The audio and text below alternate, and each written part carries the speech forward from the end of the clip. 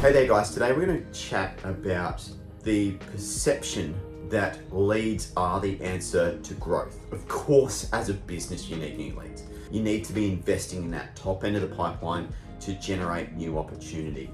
But so often I see businesses that are doing lead gen but are not converting the number they should be, and therefore they think the answer is more leads. Now, the thing to think about here is that we need to reverse engineer the flow of a lead to becoming a customer with you and seeing where they actually drop off and seeing how this is actually taking place within your business. So let's do this.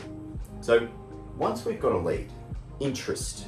Now that's the difference. I think a lot of people think, okay, a lead is only someone that shows up to a meeting. No, that's not correct. The true definition of a lead is someone that has expressed interest in your product or service and has put their hand up and said, yes, I'm interested.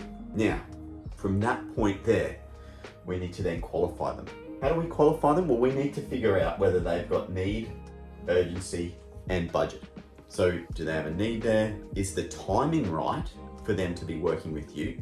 And do they have the budget to be working with you? Key things to consider there in terms of qualifying. Now, if they're qualified, they're now a sales qualified lead. So then we can move them down the pipeline and we can book them in. So that's the next step. So a booked lead is different to a lead. A lead might come through various different channels, but if that lead is not reached out to and booked into an actual sales meeting, then they're not a booked lead.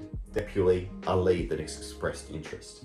Now from that booking, two things happen. Well, actually three things happen. We're either, and we've qualified them, so we've got qualified booked lead here.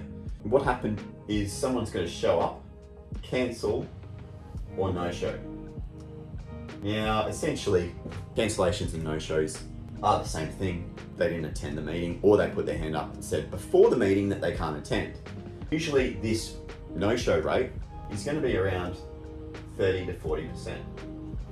That's the reality. Now, there's things that you can obviously do to improve that, but still, there's going to be people that don't show up. What you do with these leads then is extremely important. What most businesses do is forget about them. Or they might try to ring them once and try to rebook them or send them an email, and that's it. And then they die and they go away into the unknown.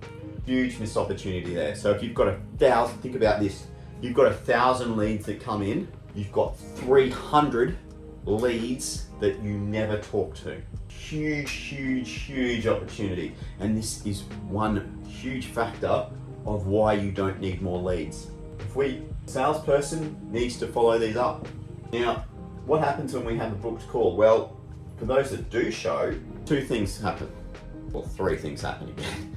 So they're either a good lead, they're either a no-fit lead, or they close.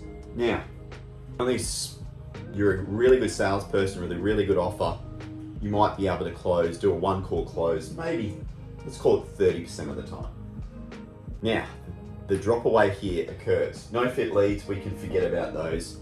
Ultimately, if we've qualified effectively, then this should be really low percentage of your actual leads. Therefore, if we've got a good lead that we've met with that hasn't closed on that first call, what do we need to do? Again, it's follow up. Systematically reapproaching that lead to see if there's continued interest and to see if you continue to close them. Now, one thing you should always aim to do is when you've had the call with them and they need an extra call, book it in the calendars so it's immediately in the calendars. Absolutely critical. If there's no calendar invite there, then this will drag out. Now, if you can't get them there or they're sitting on the proposal, they need to speak to someone else, their kid, their dog, whoever it might be, this is phone call follow-up, continued follow-up. This is where so much drops away. It's all in the salesperson follow-up. It's so easy for a salesperson to go and just sit here, take book leads all day. If they're not following up this pipeline opportunity, missing out massively in the business. This is why we need to go back, look at this, see where the leaks are and actually fix these before we throw more and more leads in the bucket. Because if you've got 1,000 leads, and that's over the last 12 months, say, and maybe you've closed 20. If you're working with figures like this, there's a huge issue here. You've got 1,000 leads and you've closed over 100 of them, you're doing pretty well. So start to think and reverse engineer and look at those leaky buckets, and that's going to make a massive difference to your pipeline, and also decrease your investment to your leads. That's ultimately going to improve your cost per acquisition as well. That's the key to getting this right.